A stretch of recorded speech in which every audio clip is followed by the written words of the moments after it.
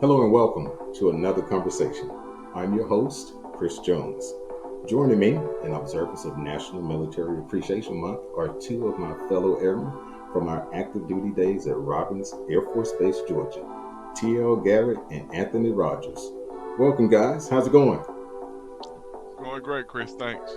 It's going well. Thanks for the invite.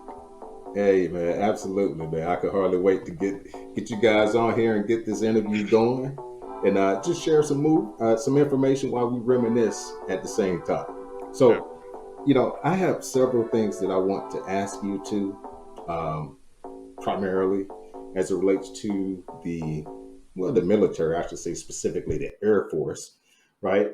And the first thing I like to address, I know why I chose the military, specifically the Air Force. But I was curious because I really don't think I've ever known that about you guys. Like, why did you guys choose the military, specifically the Air Force? Until I pose that question to you first. All right. Bet. So twofold, Chris and Tone. For me, it's in the DNA. So it tied back to family. Deep tradition of military service. Throughout the family. Definitely from my dad. Uh, uh, Me, my brother, and also my grandfather served in separate branches. As far as the Air Force go, is when I got to that point in my adult life, making that decision, my dad approached me and said, "Hey, I heard you thinking about the military." He said, "We're going to take you and visit a couple of recruiters." And he says, "Just be ready. I'm going to come pick you up." So he came and picked me up, took me to the Air Force office. And my dad's, I have to mention, my dad is retired Army. So I have to mention that. But he took me to the Air Force office and said, "This was my first and last stop." And Ooh, so, went in, talked to the Air Force recruiter, and the rest is history. good stuff, man. Tone, what about you? How did it come about?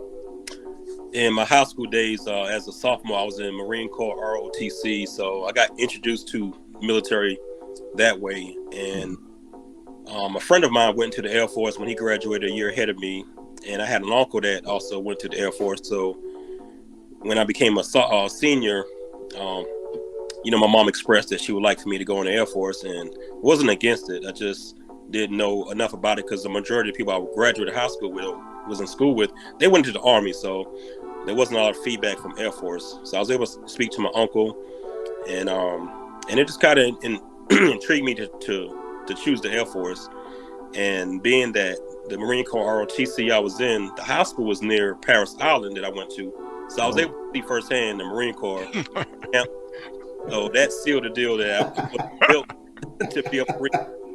So that's what made me choose the Air Force, and Yeah, hey, I'm glad I did. oh man, no, that's good. That's good. yeah. So, hey, Tone, I have a little story as it relates to the Marine Corps as well, and the only part I'm going to share is the fact that I'd always been enamored with the Marine Corps, but from an aesthetic perspective, right? I love their uniforms. Yeah. They had all types of commercials showing these macho guys running through stuff, running over stuff. And I was like, you know what? I can see myself doing that in part. So, anyway, my mom and I had a little pact. She said, if you get a football scholarship, all bets are off, right? I'm going to college. But if I didn't get a scholarship, I was going to the Marine Corps. And Mm, that was a pact that we had because at the time I was 17. I wasn't old enough to sign, right. myself in. So, anyway, needless to say, I got a football scholarship. So the Marine Corps didn't materialize. But kind of to your point, Tone, I was kind of glad it actually worked out that way. So Right. I'm going to keep it moving. And for my brothers and sisters out there who separated from the Marine Corps, who retired from the Marine Corps, God bless you. Thank you for your Right. service. Right. But Definitely. that was just a route that I just didn't want to take at the time. But anyway, let's press on. So we were all electricians proper, right? Right. But in tech school, they kind of divvied us up, if you will, interior, exterior. right? As you guys know, I was on the exterior side, right? One of the power linemen, right? But you guys were interior electricians. So I end up choosing the electrical route after I took my ASVAB or what have you, because I've had some experiences working over the summers with my dad. So the electrical thing was always, I guess, a part of me for some years preceding. So that's why I chose that AFSC. What about you guys? Tone, how did the electrical system specialist, Air Force Specialty Code, come your way? For me, I was a car enthusiast through high school, so I was always messing with car stereos, and also living in a trailer at that time. There's a lot of times that things need to be fixed, so I had to figure it out. Yep. So I shocked, sometimes I didn't. Okay. And so the ASVAB, my scores were pretty high in electrical and mechanical, so it just lined up with what I already had been doing. And as a youngster, I used to take stuff apart all the time to figure out how stuff worked, take the generators out, things like that, Yeah. lights. So I just had the proclivity of the electrical and electronic side, and it materialized in the Air Force. Oh, okay. Okay. I can Hey, see that. hey, hey! You mentioned it getting shocked, or did you say the lack thereof, or what? Or did I you got did? shocked. So hey, real quick, right? I remember being out on the flight line, and someone came out there on the flight line. Hey, Tone, trying to be a show off. Hey, TL, Yes, sir. didn't you come out on the flight line with us one time and you got shot or hit by one of those cans? I cannot confirm or deny that. Chris Jones. Uh, we'll just focus on the future and go forward.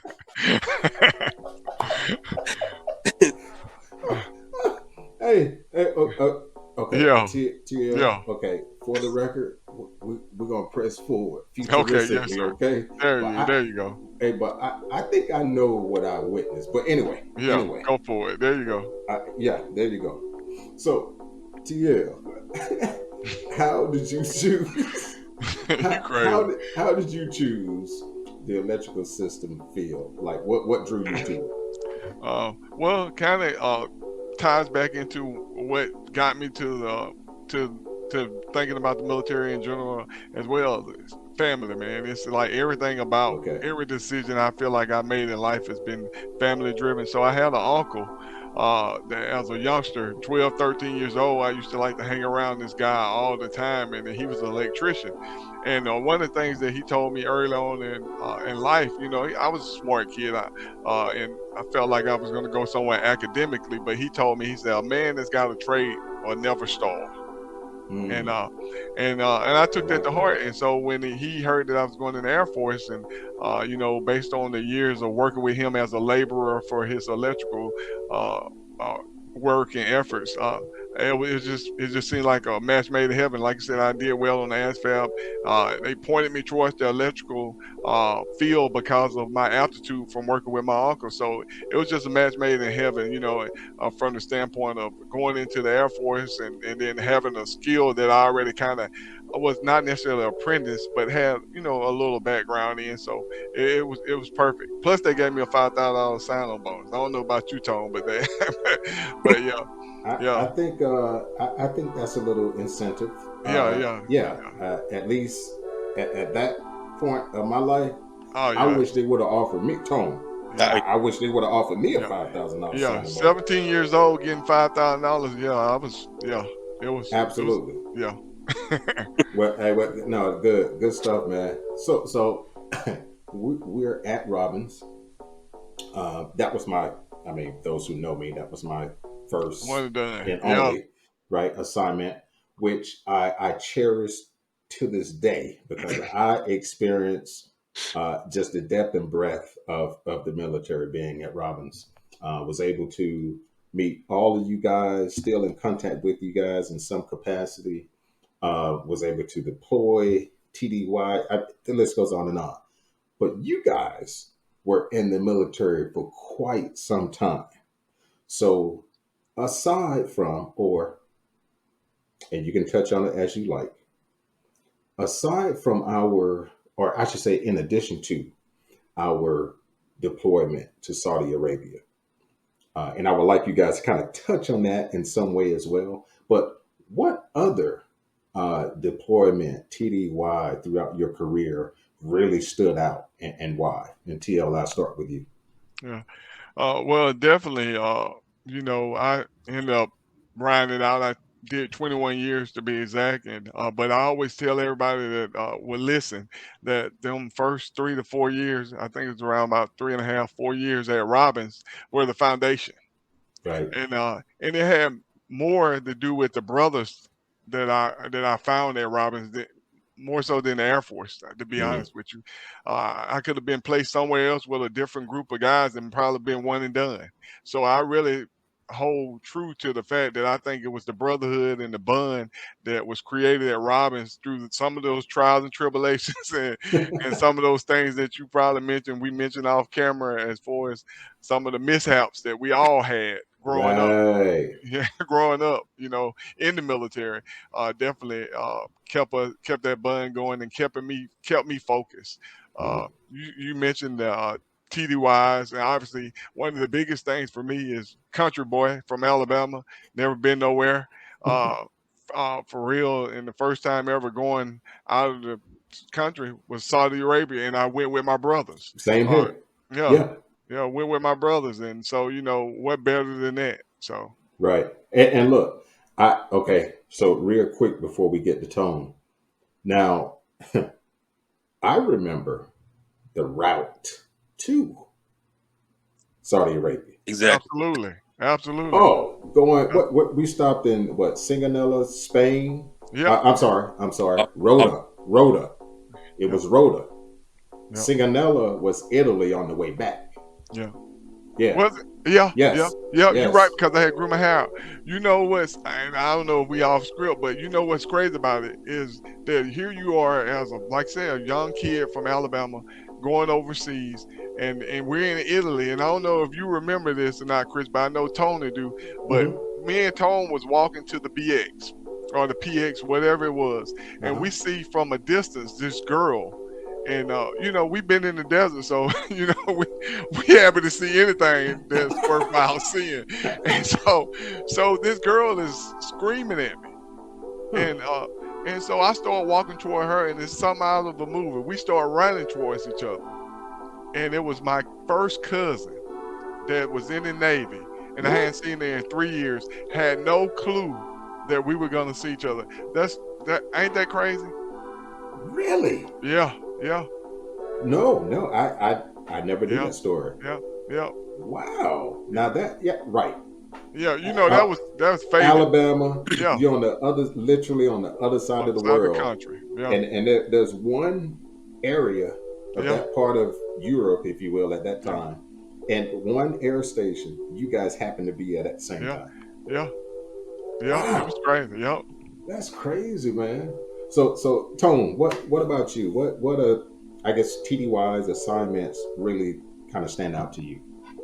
my first 7 years at Robbins was, again, was the monumental just foundation for the brotherhood.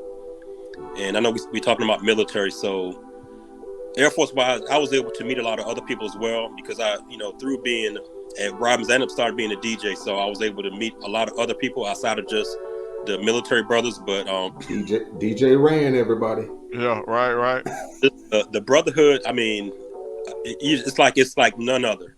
None Even other. in 2022, we some of us haven't seen each other in years, but we can still connect. Like we just, like we saw each other yesterday.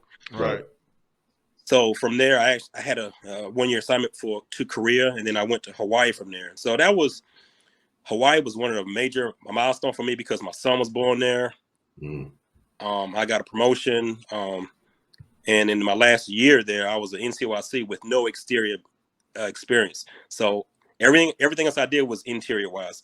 So I had to learn all these things. I had to trust other people. Wow. It made me a better leader because I had to trust other people and their judgments, their decisions, Mm. not just because I had the rank. I had to trust other people. So that was a defining moment for me in Hawaii. And then, of course, the Saudi Arabia, that assignment in 98. And then I went to Kuwait in 99 and back in 2000. So 3 years in a row, I was in the desert. And that desert atmosphere, it does something to you. You meet people again that you connect with, you create a bond with. Right. I'm thankful for every connection I've made through Robbins, through Korea, and through Hawaii, and every place I've been. Because when you connect with people like that, those are people that you can reach out to any time of the day, and they'll be there for you. And absolutely. That foundation at Robbins was just it's one of a kind. Oh man, Yeah. I got so many uncles. I'm serious. I talk about them. Like we talk about Hamp. Yes. The work ethic that man had. It used to. I carry it with me. You know what I mean? Walked. Walk. He's another one. Yes. Like there's so many different dynamics. He was a professional, but he did it his way. Exactly. Yes. You had the older brothers, the Smithies of the world, that kind of was learning their way, and they carried you along with them as well. Yep. You just had so many different personalities, different dynamics, just out of leadership.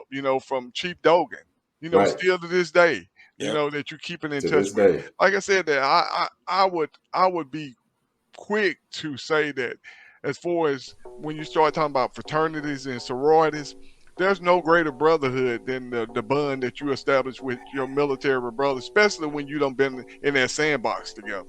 Hey man, that TL Tone, that and Tony touched on it a minute ago. That desert experience, man, it's Absolutely. I know it's I'm hardly ever lost for words or unable to describe something, but it's kind of hard to articulate because I really don't think I would be able to give it justice. It's one of those you have to have been there kind of thing. And that's what I treasure most. I mean, from I mentioned to you guys before about the fighter jets leaving, every morning, heading out to what was it, Operation Southern Watch, I think. Yep. Southern Watch. All the fighter jets leaving every morning, 5:30, 6 o'clock, taking off, and thankfully, all of them coming back in the late afternoon. Absolutely. It was just little things like that. I can literally close my eyes and see it and hear it to this day. And that was back in 98, I think. 98? Yeah, 98, Mm-hmm. So you're right, TL. I mean, and when it comes to brotherhood, that type of camaraderie, it's just hard to cultivate that type of experience from anything else. Yeah. No, that's awesome, man. So in terms of, you guys kind of just touched on some of this, but TL, you mentioned, the uncles, work ethic and Chief Dogan, Chief Dogan was in the sandbox with us, right? Right. Hey, locking up being captains. You're right. Let me keep it moving, but anyway, just to see that's something I can envision to this day. But the lessons learned, I'm eager to hear from each of you. Like, what are some? I know you learned a lot, but what are one or two lessons that really stand out to you that you gleaned from your time in the Air Force? TL, and I'll start with you. Okay. All right. Yeah. Cool. Well, obviously, we're all familiar. Obviously, we serve, so we know what our core values are as they relate to the Air Force. And so, when you hold true to something like that and you stand the test of time with it, it becomes a part of who you are. So I definitely think that I carry those core values with me with anything that I do in life. Obviously, you modify them a little bit as you're making your transition in life, but one of the biggest ones that I kind of changed a little bit is ownership. Like one of the biggest things that I can take away from my experience is owning anything that I touch, owning any part of the process, and that goes with our core values: service before self and excellence in all we do. It's like you're putting your name on it. And I think I mentioned it before, but one of my mantras that I live by is my name is on the mailbox. And so it's just saying that once you hand it to me, it's mine. I like that. I'm gonna take care of it just like it's even if it's not mine, I'm gonna take care of it like it's mine. And I think that that's one of the core values that carried me successfully throughout my career in the Air Force. So I definitely think that's one of those life lessons that is enduring. So Yeah, absolutely. I like that. And yeah, I jotted that down too. I got to make another mental note of that. I like that. hey man, I use it all the time. Yeah. Name is on the mailbox. Tone, what say you? What's one of your learning experiences that really stands out? For me, I would say one of the biggest things is accountability, and that's something you don't automatically have. But as you get older and you make mistakes and you look back, they say hindsight is 20/20. I say hindsight is 2200, because you think about what could I've done differently. Mm, So if you take accountability for everything that you do, you're responsible for your own growth and your development.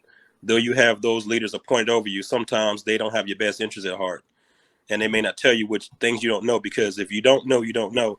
right. So just taking accountability, like TL saying, put my name's on the mailbox. Mm, No one's going to make you study the PFE, your CDCs. Nobody's going to actually make you do that. They may have a requirement, but nobody's, watching over your back saying, hey, make sure you study, make sure you do this, right. make sure you're in your weight standards, make sure you're on work at work on time. And that was one of my issues. I would get up early enough, but still be late.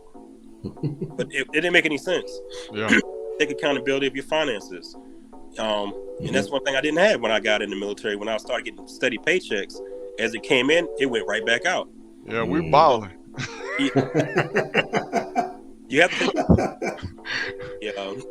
The other part of that, I would say, is also mentorship. That's something that I lacked for a long time. And once I got to about 7 years of my career, that's when it became important to me. I realized I need to have somebody over me that's going to be helping me hold myself accountable. Someone I can go to and ask, what do I do about this? What do you think? Because you have supervisors, but it doesn't automatically mean that they have all the answers for you. Your mentor could be somebody in a different career field, or not even in the military at all, but just somebody that's going to, be able to listen to you. So my two things is accountability and mentorship. And I believe once you become mentor, you need to mentor. Wow. Yeah, I love it. Yep. I love it. So I here again, some of you guys' responses kind of, well, I think it perfectly segues into what I want to post to you guys next. Um, so you guys had uncles and brothers, other role models, right, and such, to help guide you towards the military, and other areas of your life around that time frame, if you will. But we'll stick to the military, namely the Air Force. So a young person, young man, woman, contemplating the military, um, namely the Air Force. Like, what words would you impart to him or her? Tony, I'll start with you. I would say be true to yourself and commit yourself. That's something I wish I would have had coming in. And there's a person that I went to high school with that he actually, not that it's that important, but he had those traits in him, and he made every strike the first time. And he's retired now, chief.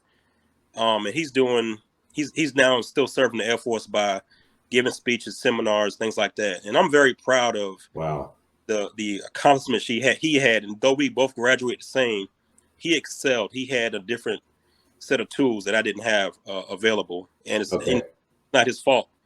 But the younger people that are coming in, you have to watch somebody else that's successful and try to mimic what they're doing. No, don't become envious. Don't become bitter about somebody else may be advancing faster than you may be, maybe in your career. But ask those questions. Kind of put in the work. Commit yourself to the core values of the Air Force. Commit yourself to your own personal development, getting a mentor, being accountable. And so these young people today, they're very resilient. And a lot of times they get into the market and they learn quicker than some of us older guys have learned. because they really commit themselves. So I know it's in them. Mm. But if you're going to be in the military, you're a young person like that.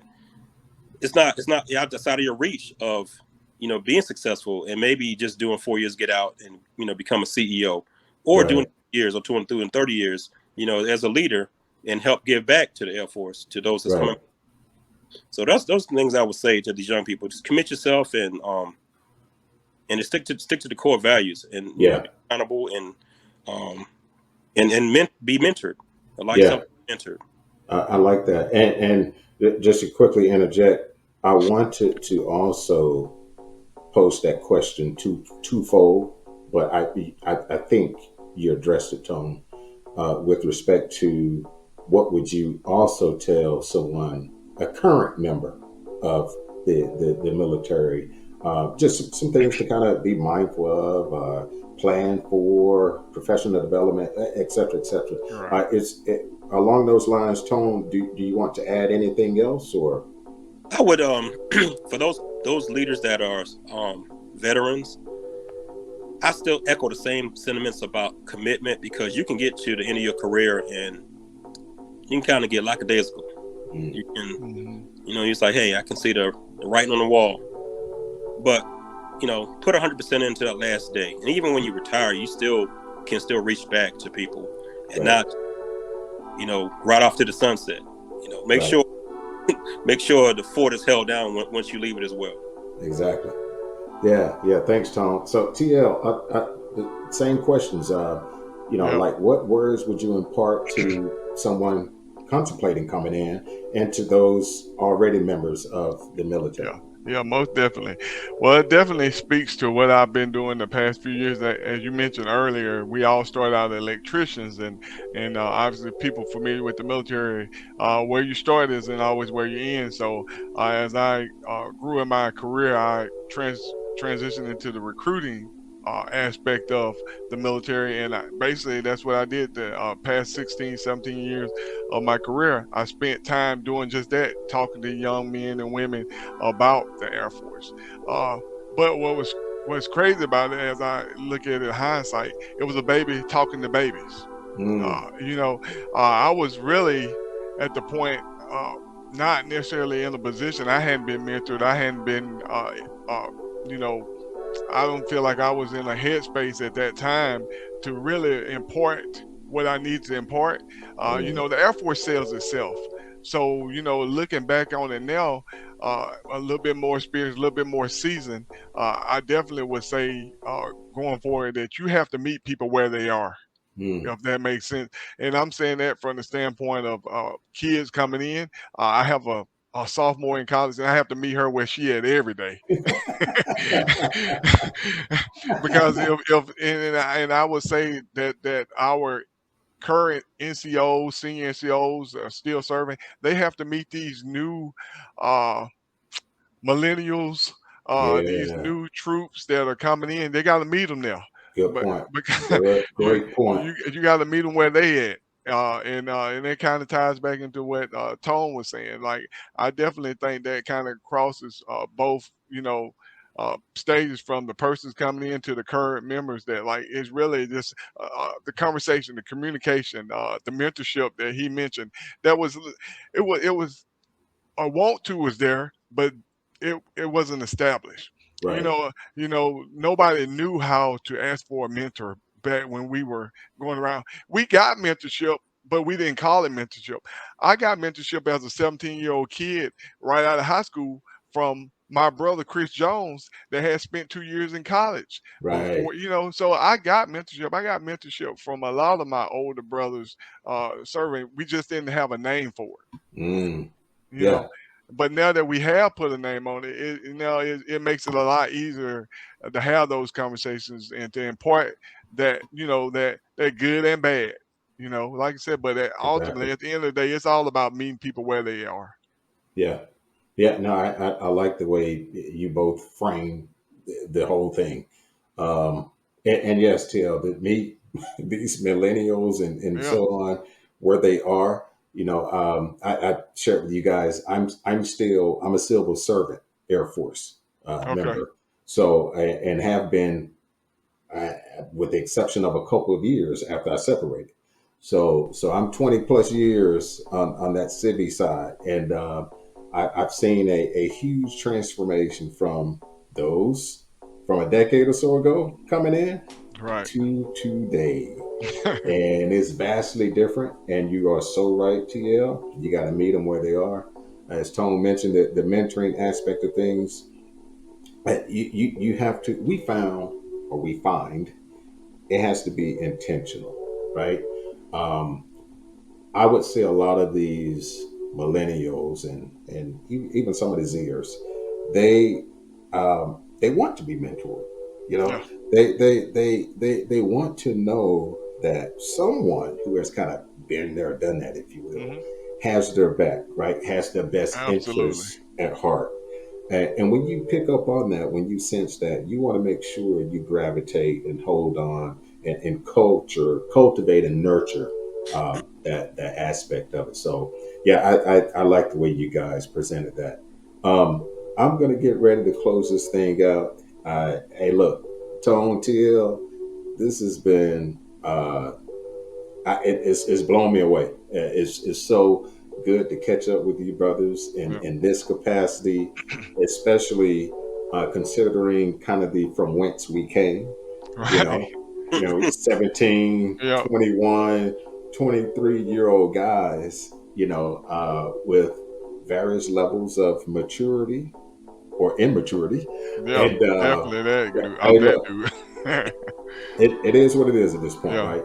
Right. But along those lines, it's good to see you brothers, um, seeing the fathers that you guys have become. We've all become.